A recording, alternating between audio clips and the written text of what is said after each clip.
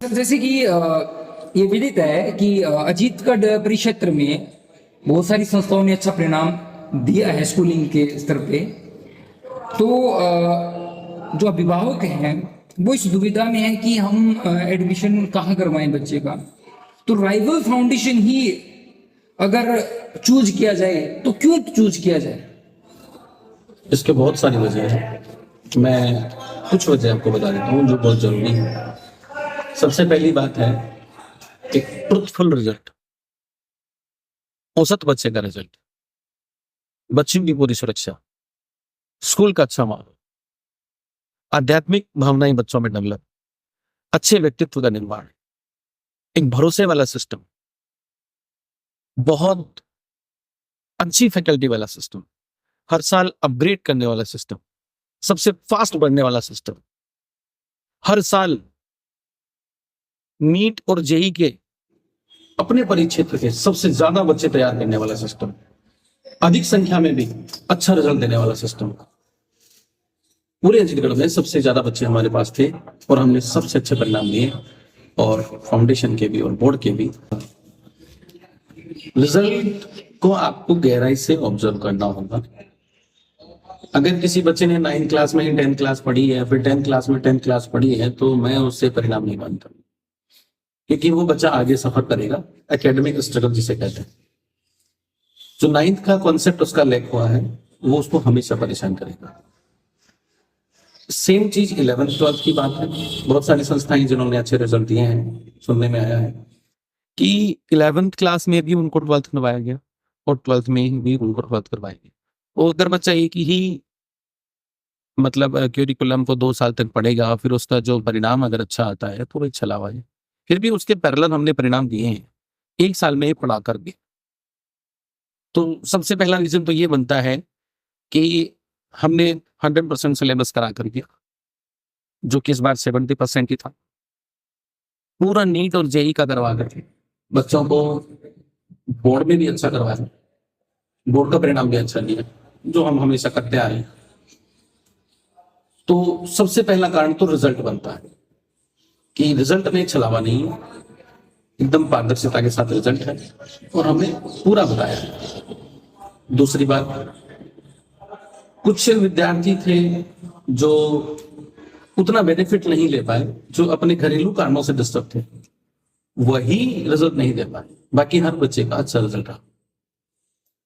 दूसरी बात करते हैं माहौल का। सेंसिटिव एज में जो बच्चा होता है 11th 12th में, अगर आप कभी आए विद्यालय विजिट करें तो एक आध्यात्मिक माहौल हम बच्चे को उपलब्ध कराते हैं, एक चारित्रिक माहौल उसको उपलब्ध कराते हैं, एक मोटिवेशनल मतलब उसको एक डोज हम देते हैं, जिससे वो बहुत बेहतरीन व्यक्तित्व का मतलब उसमें आप देखेंगे। उसको जब आप बच्चे को ऑब्जर्व करेंगे तो उसमें जो इन पर्सनैलिटी डेवलप है वो आपको दिखाई देगा। और ट्रांसपेरेंसी वाला सिस्टम हमारा है, मार्केटिंग वाला सिस्टम हमारा नहीं है कि हम चीजों को बढ़ा चढ़ा के पेश करें। दूसरी बात, 2 साल तक बच्चे के साथ लगातार मेहनत करते हैं, इसीलिए हम एवरेज बच्चे का अच्छा रिजल्ट दे पाते हैं। रेगुलर उसके टेस्ट होते हैं। 12th में हम 8 महीने तक उसके फाउंडेशन पे फोकस करते हैं, लास्ट के 4 महीने उसको बोर्ड पे फोकस कराते हैं, उसका पूरा साथ देते हैं। बच्चा तनाव में नहीं आता है। जो बच्चे सीकर पोटा होते हैं वो तनाव में आते हैं, वो बोर्ड और फाउंडेशन को मैनेज नहीं कर पाते, उसमें हम उनकी पूरी हेल्प करते हैं, उनको ये तनाव महसूस नहीं होता। और इसीलिए आप देखेंगे कि नीट में हमारे बच्चों ने बहुत अच्छा स्कोर किया, जेई में बहुत अच्छा स्कोर किया। छोटा पड़ जाएगा, वीडियो इतना बड़ा हो जाएगा। तो कहने का मतलब ये है कि आप डॉक्टर और इंजीनियर के साथ साथ में सिर्फ डॉक्टर और इंजीनियर नहीं, बहुत अच्छे डॉक्टर और इंजीनियर बनाते हैं, मतलब सर्वांगीण विकास आप बच्चे का करते हैं। हाँ, यही मैं कहना चाह रहा हूँ। बिल्कुल बिल्कुल। तो आपकी संस्था का परिणाम इतना सर्वश्रेष्ठ रहता है, तो जाहिर सी बात है कि आपकी संस्था का माहौल और संस्थाओं से तो अलग रहा होगा। तो हम ये जानना चाहते हैं कि आपकी संस्था का जो माहौल है वो कैसा रहता है और माहौल की परिणाम में क्या भूमिका रहती है? सर, सारी भूमिका माहौल की है। कंप्लीट जो मतलब सिस्टम आपने किस तरह से डेवलप किया है, किस तरह से आपके बच्चों की मेंटेलिटी काम करती है। एक पहला जो सीनियर बच्चा है उसकी जैसी मानसिकता होगी, वही मानसिकता आगे जुड़ने वाले नए बच्चों की होगी। और अगर मैं टॉप संस्थाओं की बात करूं तो सिलेबस तो उनकी वही है जो नॉर्मल संस्थाओं की, सिलेबस थोड़ी अलग है। भाई अगर आप आईआईटी से बीटेक करते हैं सिविल से, तो वही सिलेबस आपका वहां है, और आप एक नॉर्मल प्राइवेट कॉलेज से करते हैं तो वहां का सिलेबस भी वही है। फिर फर्क क्या है? फर्क है माहौल का। आईआईटी का माहौल, उस माहौल में बच्चे बेहतर बनते हैं। अगर मैं मेरी बात करूं तो मेरे पास बच्चा आता है सेंसिटिव एज में, हालांकि अब तो मैंने स्कूलिंग भी स्टार्ट किया है, छोटे बच्चों में भी हम अच्छा करने का प्रयास कर रहे हैं, और अच्छा हमने किया भी है। पिछले सत्र में हमने बहुत अच्छा काम किया है बच्चों के ऊपर। हर चैलेंज से टेस्ट लिए, उनको परिणाम दिए, एवरेज बच्चों को शानदार बना के दिखाया। 80% तक मुझे सफलता मिली। अभी भी काफी काम करना बाकी है। तो माहौल का ही सारा खेल है, और बिना माहौल के आप रिजल्ट नहीं दे पाएंगे, बिना माहौल के आप बच्चों को एक सिस्टम में नहीं डाल पाएंगे, बिना माहौल के बच्चा मेहनत नहीं करेगा, बिना माहौल के बच्चे की मानसिक क्लियरिटी नहीं होगी, वो मानसिक रूप से संतुलित नहीं होगा, अनुशासित नहीं होगा। तो इन सारी चीजों के लिए जरूरी है कि आप बच्चों को ऐसा माहौल दें, एक ऐसा आध्यात्मिक माहौल दें, ऐसा चारित्रिक माहौल दें, ऐसा कॉम्पिटिटिव माहौल दें, और ऐसा पॉजिटिव एनवायरनमेंट दें, जिससे वो सारी चीजों को सहन करते हुए अपने काम पे फोकस रखें और बेहतरीन परिणाम दें। और इसीलिए हम एवरेज बच्चों के अच्छे रिजल्ट दे पाते। तो सारी खेल भूमिका मतलब जो भी है वो माहौल की है। प्रचार प्रसार के समय में अभिभावक इतना गुमराह हो गया है कि वे सही संस्था का चुनाव करने में अपने आप को बड़ा कमजोर फील कर। तो अभिभावक जो है वो अपने बच्चों के लिए सही संस्था का चुनाव कैसे करें? अभिभावक के लिए मेरा एक संदेश है, सही संस्था का चुनाव बहुत आसान है। आप टॉप रैंक पे ना जाएं। अगर किसी संस्थान में एवरेज बच्चों का अच्छा रिजल्ट आ रहा है तो वो दी बेस्ट काम कर रही है। आप बैनर्स पे ना जाएं, आप एडवर्टीजमेंट पे ना जाएं, आप ये रिसर्च करने की कोशिश करें जहां भी आपको बच्चे को डालना है, क्या वहां एवरेज बच्चों का अच्छा रिजल्ट रहा जो हम शुरू से लेते आ रहे हैं। हमारा 84% का बच्चा आईआईटी खड़गपुर में है, 72% का बच्चा मेडिकल कॉलेज में है, 66% का बच्चा इस बार ही सिलेक्ट हुआ है, इसने हमारे यहाँ 11th-12th से फाउंडेशन किया। तो वो फाउंडेशन की जो रिजल्ट्स हैं वो बाद में जाके दिखते हैं।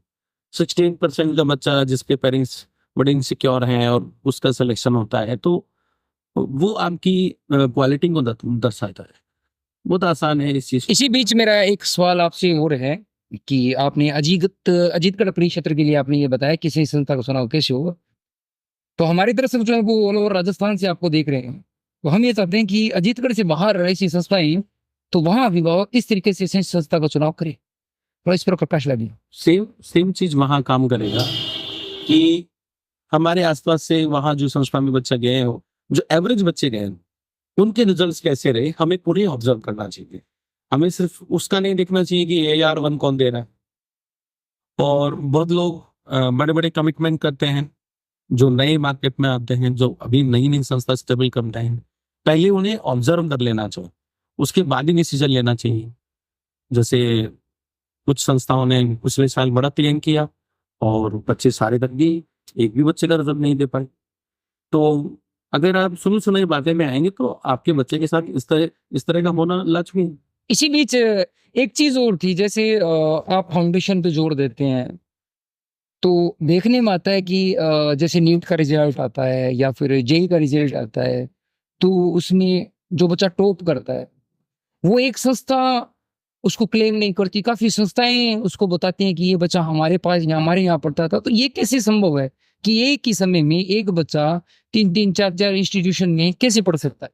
ये बहुत बहुत अच्छी बात आपने पूछी।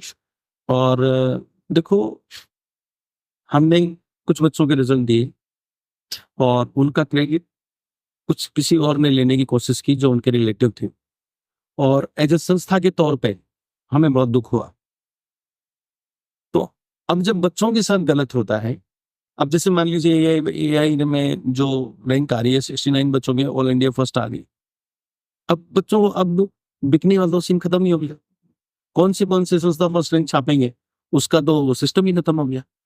तो अब बच्चों को कैसा है, ये भी तो गलत है ना। एक बच्चा जो फर्स्ट रैंक आता है वो 10 संस्थाओं के साथ अपना फोटो लगवाता है। ये मॉरलिटी का जो डाउनग्रेड है ये पहले बच्चों की साइड से हुआ, और हम तो बहुत छोटी जगह पे काम करते हैं, फिर भी हमने ये चीज फेस करी है। फिर जिन लोगों ने उनके रिजल्ट को बनाया, बच्चों को इकट्ठा किया, एक भी बच्चे का वो रिजल्ट नहीं दे पाए, तो हुआ ना नुकसान। तो सर मेरा एक सवाल और है, जो आप वादे करते हैं उस स्तर की क्या आप फैकल्टी भी रखते हैं? बिल्कुल, बिना फैकल्टी के तो ये चीजें पॉसिबल ही नहीं है। और हम शुरू से रखते हैं।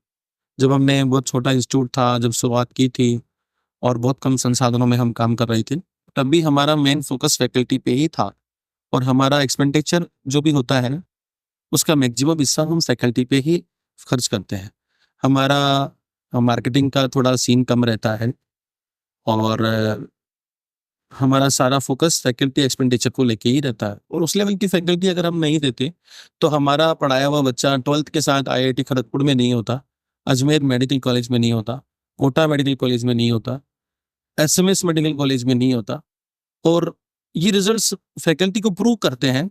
और 12th के साथ जो हमने इस बार नीट में स्कोर दिए हैं वो इस चीज़ को साबित करता है। और फैकल्टी जो भी हमने रखी है अप टू मार्क ही रखी है और कभी भी इस चीज़ से हमने समझौता नहीं किया। और ये परिणाम बताते हैं। श्रीमान, कस्बे में बहुत सारी शिक्षण संस्थाएं हैं जो फाउंडेशन के नाम पे मोटी फीस वसूल रही हैं और आप भी ऐसा कर रहे हैं। क्या क्या विचार है आपकी इस तो? देखो, ऐसा बिल्कुल नहीं है कि हम सब लोग मोटी फीस वसूल रहे हैं। बाकी कुछ हद तक ये बात सही भी है, क्योंकि लगभग हर संस्थान ने ही फाउंडेशन संचालन का कमिटमेंट करना चालू कर दिया है। जो अच्छा स्कूलिंग कर रहे थे या अच्छा स्कूलिंग भी नहीं कर पा रहे थे, वो लोग भी क्लेम कर रहे हैं कि हम फाउंडेशन संचालित कर रहे हैं, जो मेरे ख्याल से ठीक नहीं है। एक्सपेरिमेंटल मोड पे कोई काम होगा तो बच्चा उसकी कीमत लाइफ टाइम चुकाएगा। एक प्रयोगशाला वाला काम हो जाएगा, जो कि नहीं होना चाहिए। हमें मिलकर के अजीतगढ़ के इस एजुकेशन स्तर को बढ़ाना है। और ऐसा बिल्कुल भी नहीं है कि हम मोटी फीस वसूल रहे हैं। जो काम सीकर में, कोटा में और अच्छी जगह पे अच्छा भी हो रहा है, मैं ये नहीं कहूँगा कि वहाँ काम अच्छा नहीं हो रहा है। जहाँ ये काम 1.5 लाख 1 लाख रुपए फीस तक करते हैं, हम उसको 30-40 हजार तक उतनी ही अच्छे मेंटेन के साथ, उतनी ही अच्छी क्वालिटी के साथ बच्चों को दे पाते। और तो इसे हम इस तरह से ना कहें कि मोटी फीस वसूल रहे हैं, बल्कि हम इसको इस तरह से लें कि हम सेवा का कार्य कर रहे हैं। सर, सुनने में आया कि आप बिना मान्यता के शिक्षण संस्थान को संचालित कर रहे हैं। ये बात जो है वो किस हद तक सत्य है? देखिए, हम स्कूल भी संचालित कर रहे हैं, हम इंस्टीट्यूट भी संचालित कर रहे हैं। दोनों के लिए हमने अलग अलग भवन की व्यवस्था कर रखी है। जहां हम स्कूल संचालित कर रहे हैं वो भवन अलग है, और जहां हम फाउंडेशन संचालित कर रहे हैं वो भवन अलग है। जहां तक मान्यता की बात आती है, हमारा जो इंस्टीट्यूट है, जिस दिन से हमने संचालित किया है, जिस दिन से स्टार्ट किया है, उसी दिन से वो प्राइवेट लिमिटेड कंपनी के तौर पे रजिस्टर्ड है। जो हमारी कंपनी है, जयपुर बेस्ड कंपनी है, उसका यहाँ सब ब्रांच हम संचालित कर रहे हैं। रही बात स्कूल की, तो 2019 में हमने स्कूल खरीदा और वो स्कूल श्रीमान सतीश जी शर्मा पहले चलाते थे। उन्होंने हमको जिम्मेदारी दी कि अब आप संचालित करें, और उस स्कूल में हमने साइंस का एफिलिएशन लिया, इंग्लिश मीडियम का एक्स्ट्रा एफिलिएशन लिया, जो हमें पिछले साल मिला। और पिछले साल हमने हमारे ही विद्यालय का साइंस का पहले बैच के रिजल्ट दिए, जो बड़े शानदार रहे। तो मान्यता नहीं होने वाला तो प्रश्न ही नहीं है। दूसरी बात, जिस फीस में हम काम करते हैं उस फीस में उतनी अच्छी फैसिलिटी सीकर भी नहीं दे पाएंगे। और अगर अनुपातिक रूप से रिजल्ट देखा जाए तो जो बच्चा सीकर जाता है और जो बच्चा अजीतगढ़ में मिलता है, तो अगर मैं मेरे संस्थान की बात करूं, बाकी के बारे में तो मैं बात ना करूं तो बेहतर है। मेरे बच्चों का ज्यादा अच्छा रिजल्ट रहता है जो सीकर जाते हैं उनसे, और जो बच्चा 12th करके सीकर जाता है वो ज्यादा बेनिफिट पैदा। जी सर, आपसे बातचीत करके हमें बहुत अच्छा लगा। आपका दिन शुभ हो। धन्यवाद। आपको राजस्थान न्यूज चैनल का बहुत बहुत धन्यवाद। आपने हमारे शब्दों को वजन दिया, आप पधारे, और निश्चित रूप से हमें इसका बेनिफिट मिलेगा। अभिभावक के सामने को सच्चाई जाएगी। एक छोटा सा मेरा मैसेज है, अभिभावक घर पे निर्णय ना ले, सभी इंस्टीट्यूटों को विजिट करें, उनके रिजल्ट्स को अच्छे से ऑब्जर्व करें। अगर आप घर से निकलेंगे ही नहीं और घर पे निर्णय ले लेंगे जो कि मार्केटिंग लेवल पे किया जाता है, तो आपसे गलत निर्णय ही होगा। सुनी सुनाई बातों में एक ही पक्ष को आप सुनेंगे तो आपसे गलत निर्णय होगा। बच्चे की ठीक से काउंसलिंग करवाइए, उसके बाद निर्णय लीजिए। आपकी भी काउंसलिंग उतनी जरूरी है जितनी बच्चे की है। आप आइए, पधारिए, राइवल के प्रांगण में आपका स्वागत है। सच्चाई वाली बात राइवल के साथ। बहुत बहुत धन्यवाद।